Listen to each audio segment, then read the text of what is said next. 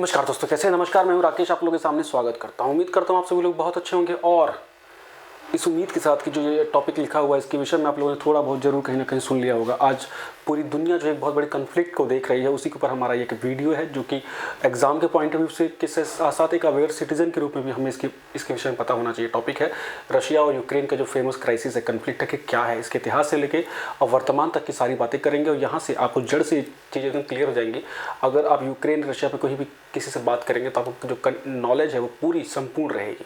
ठीक, तो थोड़ा सा चीज़ों को लेकर आगे बढ़ेंगे और आप देखेंगे कि किस प्रकार से जो विवाद है, जो यूरोप का जो पूर्वी हिस्सा है, यूरोपियन महाद्वीप का जो पूर्वी हिस्सा है, किस तरह से इतने बड़े कन्फ्लिक्ट में घिरा हुआ है और कन्फ्लिक्ट कितना बड़ा है, इसकी ग्रेविटी इसी से पता लगती है कि अगर दूसरी तरफ से नाटो की कल की मीटिंग में कुछ ऐसी चीज़ें होती है कि नाटो भी रिटेलिएट करता है यूक्रेन की ओर से, तो चीज़ें और ख़तरनाक, मतलब बहुत ख़तरनाक हो सकती है। खैर, हम ज़ीरो से लेकर चीज़ों को चलेंगे और अब बिल्कुल साधारण भाषा में इसको समझने की कोशिश करेंगे कि आदर्श रूप से क्या समस्या बनी है और क्या इनका इतिहास रहा है। पहले आपको इमेज के माध्यम से डिपिक्ट कर दें कि क्या सिचुएशन है विश्व का। अगर ये ग्लोब देखेंगे तो ये ग्रीन पोर्शन आपको जो दिख रहा है ये रूस है, रशिया है, और इसके बगल में एक रेड पोर्शन है जो वह यूक्रेन, जो कि वार जोन बना हुआ है। ये क्षेत्र आपस में युद्ध में एक दूसरे से भिड़ गए हैं। जो रूस है इसने अभी अटैक किया है, आज ऑल आउट अटैक किया है, ballistic missiles, tanks, fighter bombers सबके द्वारा किया है और यूक्रेन के ऊपर ये हमला किया गया है। क्या है इनका इतिहास, इसको अगर आप जूम इन करेंगे तो आपको चीज़ें समझ में आएंगी। अब इसका हम एक और नक्शा देखेंगे, उसके आधार पर चीज़ों को लेकर आगे बढ़ेंगे। अगर इसका ऐतिहासिक रूप से देखा जाए तो यूक्रेन 1922 से ही सोवियत संघ का बहुत महत्वपूर्ण अंग था। सोवियत संघ, सोवियत यूनियन, जिसका निर्माण 1922 में लेनिन ने किया था। 1917 की क्रांति के बाद, जो फेमस क्रांति थी, उसके बाद इसका निर्माण हुआ था। उसमें 1922 में यूक्रेन भी शामिल हुआ था, एक सोवियत यूनियन का सदस्य बना था और ये लगातार सदस्य बना रहा था 1991 तक। 1991 का वो वर्ष जो कि सोवियत यूनियन के लिए कब्रगाह बना, जिसमें कि सोवियत यूनियन का विघटन हुआ अलगाववाद की समस्या से जुड़ते हुए और सोवियत यूनियन 20 भागों में बट गया, जिसमें एक बड़ा भाग रशिया बना। उसके अलावा 19 अन्य देशों का निर्माण हुआ, उसी में से एक देश आपका यूक्रेन था। ठीक है, यूक्रेन और यूक्रेन की यूक्रेन ट्रेडिशनली सोवियत यूनियन का था और उसमें बहुत सारे जो लॉयल्टी थी वो रशिया के लिए भी थी, है ना, सोवियत यूनियन में रहते हुए भी। और स्टार्टिंग में यूक्रेन की पूरी लॉयल्टी रशिया की तरफ ही थी। तो चीज़ें बाद में बदली, वो उसके बारे में चलेंगे। अगर हम यूक्रेन के इतिहास की ओर चले तो यूक्रेन 9वीं-10वीं शताब्दी से ही रूशियन कीव जो साम्राज्य था उसका हिस्सा था और काफ़ी बड़े निर्णायक युद्ध में भी हिस्सा इसने लिया और एक बहुत इसका रिच इतिहास था। और ये चीज़ें 1922 में स्थायित्व की तरफ जाते हुए इसने सोवियत संघ का हाथ पकड़ा था और जो कि लगातार रहा 1991 तक। चीज़ें कैसे बदली? 1991 के बाद, विघटन के बाद यूरोप एक अलग देश बना और जो कोल्ड वॉर की सिचुएशन थी, द्वितीय विश्व युद्ध के बाद, आपको पता है कि बहुत सारे सैन्य संगठनों का जन्म हो चुका था, चाहे वो सेंटो हो, है ना, चाहे वार्सा पैक्ट हो, चाहे आपका नाटो हो। और उसमें दो बड़ी धुरियाँ बन गई थी विश्व में, एक अमेरिका का समूह और एक रशिया का, सोवियत यूनियन का। क्योंकि अगर हम 1991 से पहले की बात करें तो रशिया को हम सोवियत यूनियन ही बोलेंगे। और जिस वजह से ये कन्फ्लिक्ट के दौर बढ़ते रहे थे। 1991 का वो दौर था ऐसा कि वो चरम पे था अपना, जो उनका कन्फ्लिक्ट था। और कोल्ड वॉर जो है या शीत युद्ध जो है वो सोवियत यूनियन के विघटन के साथ थोड़ा नरम पड़ा। चीज़ें इस प्रकार से हुई और जो सोवियत यूनियन है वो बिखरा और 19 से 20 अलग अलग देशों के रूप में बट गया। अब उसके बाद चीज़ें कुछ आगे बढ़ी और स्टार्टिंग में इसके बाद जो छोटे देश थे जो इनके साथ बने थे, है ना, सोवियत यूनियन के बिखरने के बाद, उनकी लॉयल्टी ज़्यादातर की रशिया के साथ ही थी। इसमें यूक्रेन भी ऐसा था। समस्या कहाँ से चीज़ें बनती हैं वो देखनी होगी। अब 2012 के आसपास का अगर आप समय देखेंगे, 2012 के आसपास के पीरियड में यूक्रेन के जो राष्ट्रपति थे विक्टर यानुकोविच, उन्होंने मतलब यूरोपियन यूनियन के कई पैक्ट नकार दिए। वो पैक्ट इस तरह थे कि जो कि रूस से उनके संबंधों को कमज़ोर करने वाले थे और उन्होंने यूरोपियन यूनियन से अपने संबंधों को, उन एग्रीमेंट्स को मानने से मना कर दिया। और जिसका ये पता हुआ कि ये सीधे सीधे रशिया के लिए लॉयल्टी शो कर रहे हैं वहाँ के राष्ट्रपति यूक्रेन के। ये समस्या इतनी बड़ी नहीं थी क्योंकि ये चीज़ें पहले से हो रही थी, लेकिन दो चीज़ें इकट्ठी आ रही थी कि यूक्रेन दो तरफ से थोड़ा सा लालच पड़ा था। यूक्रेन को एक नाटो का बहुत बड़ा लालच था। नाटो एक संगठन, नॉर्थ अटलांटिक ट्रीटी ऑर्गेनाइजेशन, जो कि अमेरिका के नेतृत्व में 30 देशों का समूह है, जो कि सैन्य संगठन है ना, जो सामरिक रूप से अपने को मजबूत रखना चाहते हैं। यूक्रेन की कभी कभी ऐसी पोस्चरिंग होती थी कि हम उसके सदस्य बन जाएं, चाहे वो 2005 में भी उनकी वो सोच लगी, 2008 में भी उनकी वो सोच लगी, 2008 से ही उनकी कई सारे ऐसे पॉलिटिकल पॉस्चरिंग हो रही थी जिससे पता लगता था कि वो नाटो में शामिल होना चाहते हैं, जिसने कि रूस को थोड़ा सा सतर्क करना शुरू कर दिया। 2012 में, जो मैं बता रहा था, 2012 में जब यूरोपियन यूनियन के साथ एक एग्रीमेंट करने से मना कर दिया उस समय के जो तत्कालीन उसमें के राष्ट्रपति थे विक्टर यानुकोविच जो यूक्रेन के, उसके बाद यूक्रेन में एक प्रकार से उनके खिलाफ विद्रोह हो गया, अपने राष्ट्रपति के खिलाफ उनके ऊपर महाभियोग लगाया गया और वो रातों रात देश छोड़ के भागे। वो इस घटना के बाद पॉलिटिकली रूप से वहाँ इंस्टेबिलिटी क्रिएट हो गई और जिसमें सीधे सीधे रूस ने देखा कि भाई अब ये समस्या क्रिएट हो रही, तो उन्होंने वहाँ से सिचुएशन ख़राब होनी शुरू हो गई और रूस की मदद कह लीजिए या कुछ ऐसी परिस्थितियाँ हुई कि यूक्रेन में कई सारे जो विद्रोही समूह थे वो रशिया के लॉयलिस्ट थे और यूक्रेन के खिलाफ उन्होंने एक्टिविटी शुरू कर दी। और इसी के तहत 2014 में, आप लोगों को फेमस पता होगा, 2014 में यूक्रेन का और रशिया का बहुत बड़ा विवाद हुआ क्रीमिया को लेके।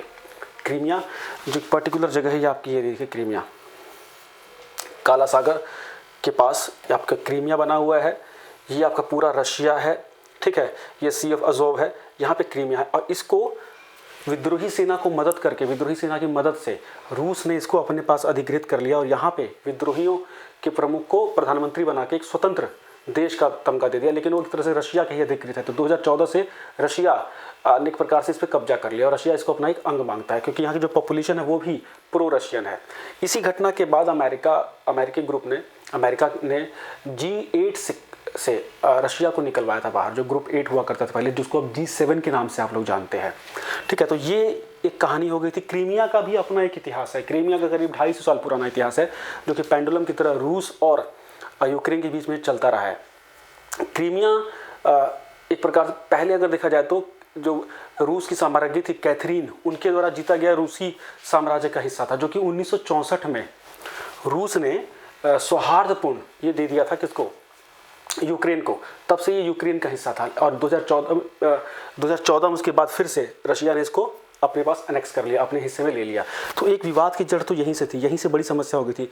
इस घटना के बाद से देखो दो चीज़ें होगी कि रशिया, ये जो यूक्रेन के बड़े जगह है ना, यहाँ पे रूस को लेके बहुत नेगेटिविटी हो गई, रूस के खिलाफ बहुत विद्रोही स्वर हो गए। और इस घटना के बाद से यूक्रेन लगातार जो पश्चिम देश थे या पश्चिमी यूरोप और अमेरिका के जो मजबूत देश थे उनके साथ उसका मेलजोल ज़्यादा बढ़ने लग गया।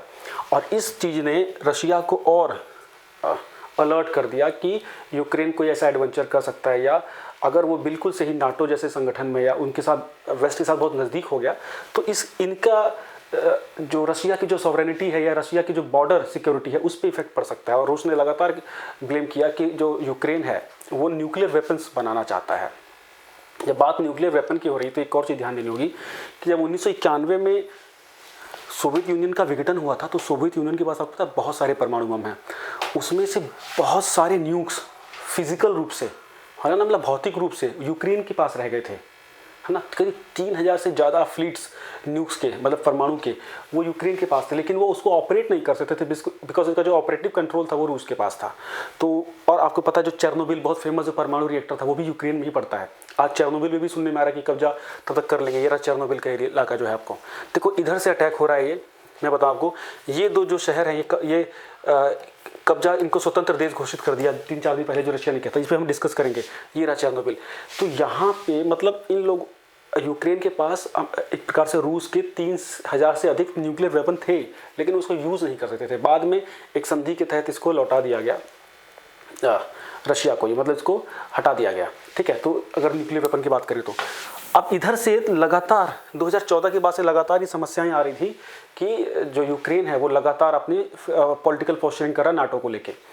2019 में एक बड़ा कानून, एक प्रकार से अमेंडमेंट आया उनके कॉन्स्टिट्यूशन में, यूक्रेन कॉन्स्टिट्यूशन में, जिससे कि रशिया ने ये इंटरप्रेट किया कि ये बहुत जल्द ही नाटो या इसके संबंधित जो संगठन है, जो कि रशिया विरोधी संगठन है, उसका हिस्सा बन सकते हैं अपने आप को आर्थिक रूप से और सामरिक रूप से मजबूत करने के लिए। और इसी के साथ साथ जो रूस है उसके मुहाने पे नाटो देश आ सकते हैं।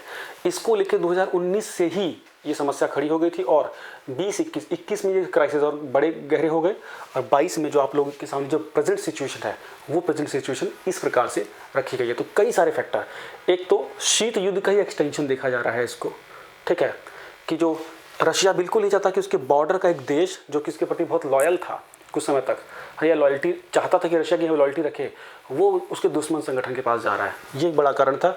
और इसके तहत इन्होंने क्या किया, इन्होंने यूक्रेन के जो विद्रोही समूह हैं, है ना, जो प्रो रशियन है, उनका यूज़ करके इन्होंने भी इसको दो बड़े शहरों को, दो बड़े राज्यों को, लुहानस्क और दोनेत्स्क, इनको आज़ाद घोषित कर दिया एक प्रकार से। ये बिल्कुल देखिए वेस्टर्न रशिया के हिस्से पे लगे हुए हैं, इनको आज़ाद घोषित कर दिया है।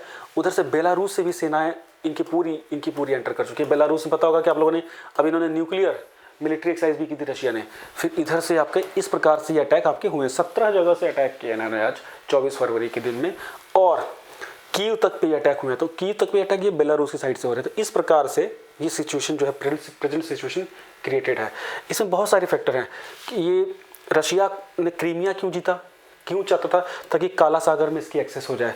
क्रीमिया इस समय, ये लोकेशन सारी रूस के पास है इस समय, ये सब पूरा और ये सिचुएशन है ना। इसके अगर वेस्ट में आप जाके देखेंगे तो पोलैंड है, इधर रोमानिया है, और ये आपका यूक्रेन है। ये इसकी जो राजधानी है कीव, ये इसका एक बड़ा शहर है और ये इसकी राजधानी है। अब भारत का इसमें क्या स्टैंड है, भारत का स्टैंड देखिए, भारत नॉन अलाइन कंट्री है, गुटनिरपेक्ष देश है भारत किसी बड़े समूह का हिस्सा नहीं है। भारत का दोनों देशों से, अब दोनों बड़े समूहों से बहुत अच्छे रिलेशन है।